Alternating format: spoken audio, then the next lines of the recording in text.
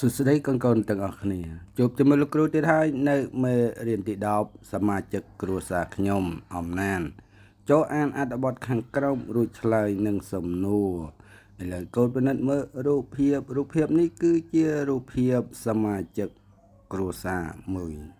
បាទអញ្ចឹងដើម្បីកុំឲ្យខាតពេលយូរកូនទាំងអស់គ្នាមកធ្វើការអានអត្ថបទអំណានរបស់យើងជាមួយលោកគ្រូទាំងអស់គ្នាតោះចាប់ផ្ដើម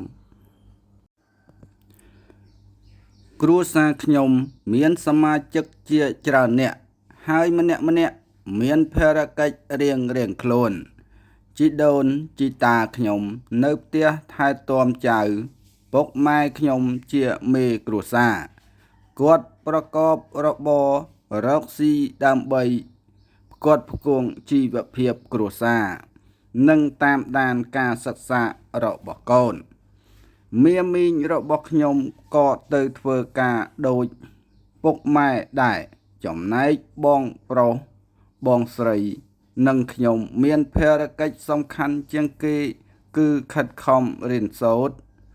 ដើម្បីមានអនាគតល្អសមាជិកគ្រួសារខ្ញុំចេះគោរពស្រឡាញ់គ្នាយោគយល់គ្នានិងជួយធុរៈគ្នាទៅវិញទៅមកពួកយើងតែងជួបជុំទទួលទានអាហាររួមគ្នានិងជជែកលេងយ៉ាងសប្បាយរីករាយ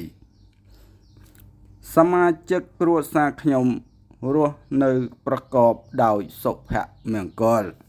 បាទបន្ទាប់ពីកូនបានអានជាមួយលោកគ្រូមកកូនអានដោយខ្លួនឯងឲ្យបានច្រើនដងច្រើនសារដើម្បីឲ្យមានការស្ទាត់ជំនាញក្នុងការអានហើយកូនកុំភ្លេចចុច Subscribe ចុចជាវ